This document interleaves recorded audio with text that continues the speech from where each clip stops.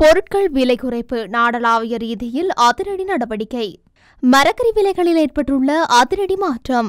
சமூகத்திற்கு இடையூறாக உள்ளவர்கள் இறப்பது நல்லது. தேர்தல்கள் ஆணைக்குழுவிற்கு அமைச்சர் விஜயதாச ராஜபக்ச விசேட பணிப்புரை. பாடசாலை பல்கலைக்கழகங்கள் காலவரையறையின்றி மூட அரசு உத்தரவு. ஞானசார தேரருக்கு பிணை. அஸ்வசம 2ஆம் கட்ட விண்ணப்பங்கள் தொடர்பில் வெளியான முக்கிய அறிவிப்பு. மருத்துவர் அர்ச்சுனா விவகாரம் சிறையில் அடைப்பேன் என அச்சுறுத்திய சாவகச்சேரி போலீசார். மருத்துவர் ராமநாதன் அர்ச்சுனா தொடர்பில் செய்தி சேகரிக்க சென்ற ஊடகவியலாளர்களை சிறையில் அடைப்பேன் என்று சாவகச்சேரி போலீஸ் நிலைய பொறுப்பதிகாரி மிரட்டியதாக தெரிவிக்கப்படுகின்றது. நேற்றைய தினம் சாவகச்சேரி நீதிமன்ற உத்தரவுக்கு அமைய வைத்தியர் ராமநாதன் அர்ச்சுனா சாவகச்சேரி போலீஸ் நிலையத்துக்கு வாக்குமூலம் வழங்க சென்றிருந்தார். இதன்போது செய்தி அறிக்கையிட ஊடகவியலாளர்கள் மற்றும் சமூக ஊடக செயற்பாட்டாளர்கள் சாவகச்சேரி போலீஸ் நிலையத்துக்கு முன்பாக ஒன்று கூடினர்.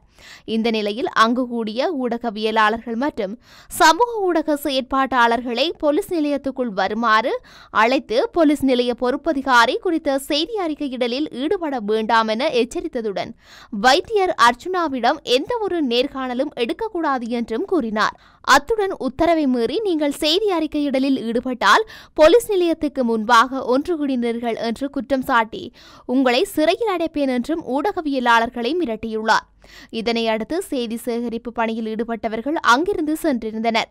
இந்த நிலையில் ஊடகவியலாளர்களை போலீஸ் நிலைய பொறுப்பதிகாரி அச்சுறுத்தியமை கடும் அதிருப்தியை ஏற்படுத்தியுள்ளது. மேலும் சம்பவம் தொடர்பில் ஊடக அமைப்புகளிடமும் ஊடகவியலாளர்கள் முறையிட்டுள்ளதாக தெரிவிக்கப்படுகின்றமை குறிப்பிடத்தக்கது.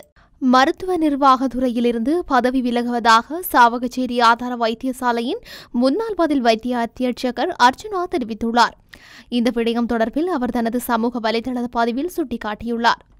குறித்த பதிவில் அவர் மேலும் கூறுகையில், இன்றிலிருந்து இந்த கரைபடிந்த முறைமையில் மருத்துவ நிர்வாகியாக வேலை செய்ய மாட்டேன். அதேவேளை உங்கள் வைத்தியசாலையில் ஏதேனும் குறைகள் இருந்தால் அதை ஒரு அரசியல்வாதியிடம் தெரிவியுங்கள். நான் எங்கு சென்றாலும் PHE அதிகாரிகளும் எமது மக்களும் என் மனத்தில் இருப்பார்கள் என கூறியுள்ளார்.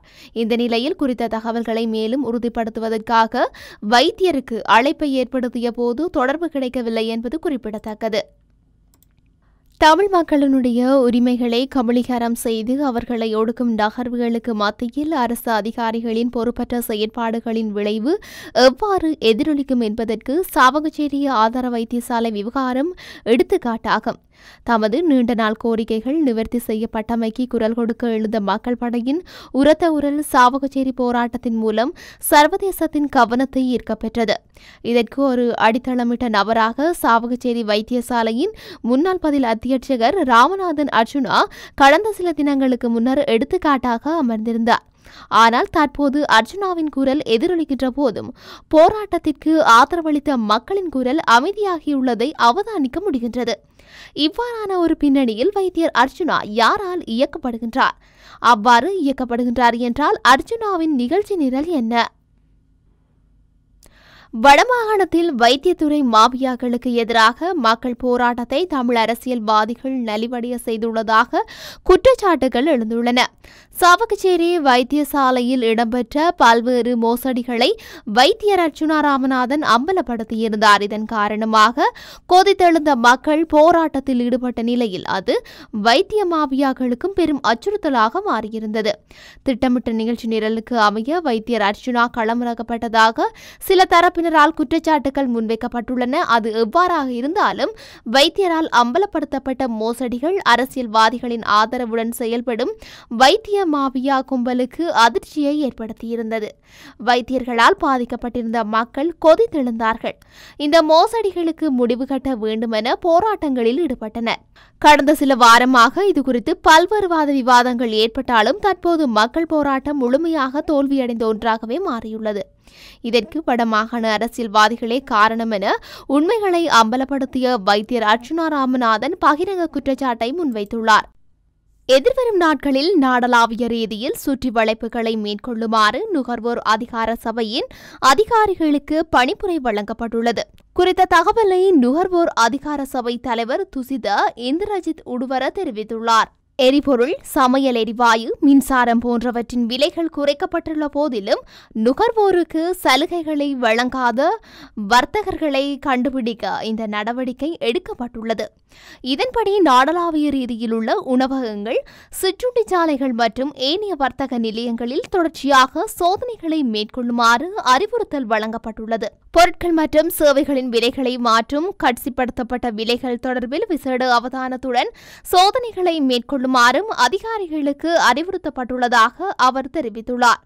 இதேவேளை மின்சார கட்டணத்தை திருத்தத்தினூடாக அதிகரித்துள்ள பொருட்கள் மற்றும் சேவைகளின் கட்டணங்களை 20% குறைக்க முடியும் என மின்சக்தி மற்றும் வலுசக்தி அமைச்சர் கஞ்சன விஜயசேகர தெரிவித்துள்ளார்.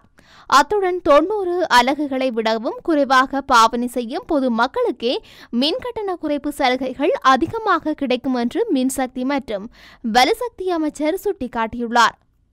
நாடளாவிய ரீதியில் நிலவும் சீரற்ற காலநிலை காரணமாக சந்தைகளில் மரக்கறிகளின் விலை அதிகரித்துள்ளதாக தெரிவிக்கப்பட்டுள்ளது.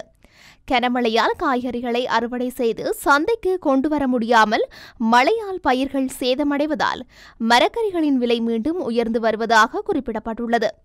இதற்கமைய 1 கிலோ தக்காளியின் சில்லறை விலை 80 ரூபாவாகவும் மற்றும் 1 கிலோ பச்சை மிளகாய் சில்லறை விலை 500 ரூபாவாகவும் உயர்ந்துள்ளதாக தெரிவிக்கப்பட்டுள்ளது. மேலும் போஞ்சி கிலோ ஒன்றின் விலை 1000 ரூபாவாகவும் 1 கிலோ வெண்டைக்காய் மற்றும் கேரட் சில்லறை விலை 600 ரூபாவாகவும் உயர்ந்துள்ளதுடன் தேங்காய் ஒன்றின் விலை சில பிரதேசங்களில் 140 ரூபாவாகவும் அதிகரித்துள்ளமை குறிப்பிடத்தக்கது.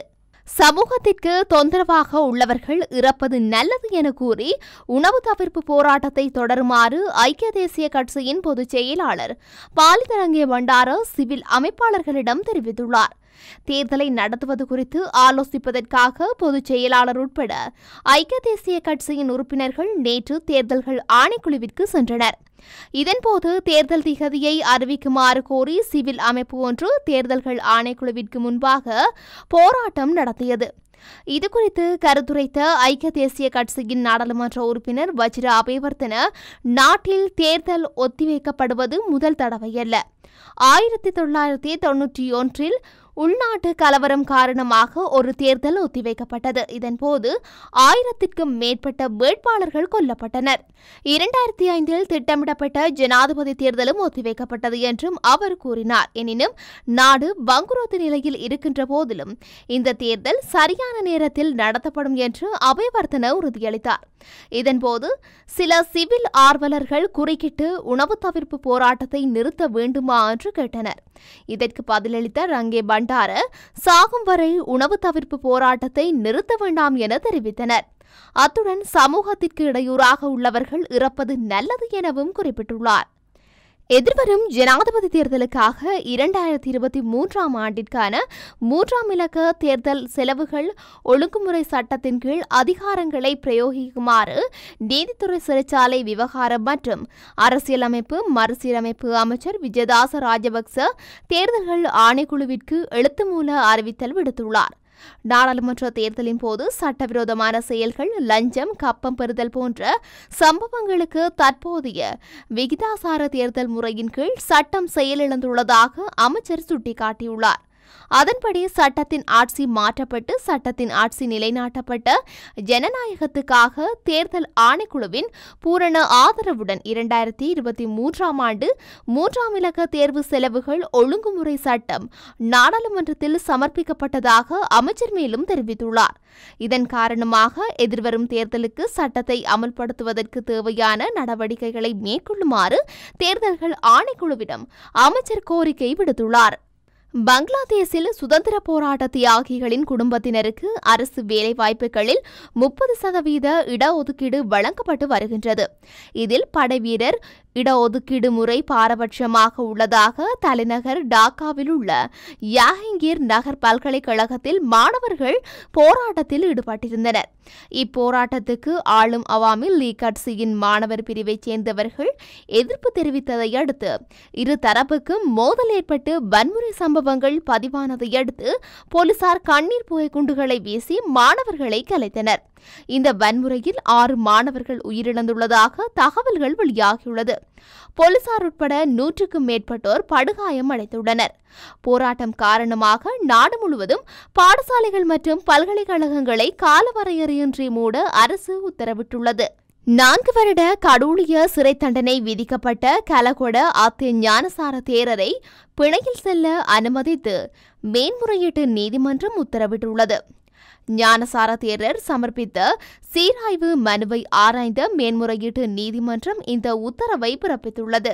அஸ்வெசும 2ஆம் கட்ட விண்ணப்பங்கள் பரிசீலனை தொடங்கியுள்ளதாக அறிவிக்கப்பட்டுள்ளது. அஸ்வெசும விண்ணப்பங்களை ஏற்கும் காலம் கடந்த 13ஆம் திகதியுடன் முடிவடைந்தது.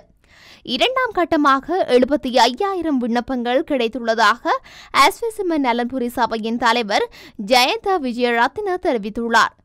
அஸ்வெசுமவின் முதல் கட்டத்தில் கணக்கிடப்பட்ட மொத்த விண்ணப்பங்களின் எண்ணிக்கை 34 லட்சம் ஆகும். அதில் 18 லட்சம் பேர் அஸ்வெசுமவின் பலன்களுக்கு தகுதி பெற்றுள்ளனர் என தெரிவித்துள்ளார்.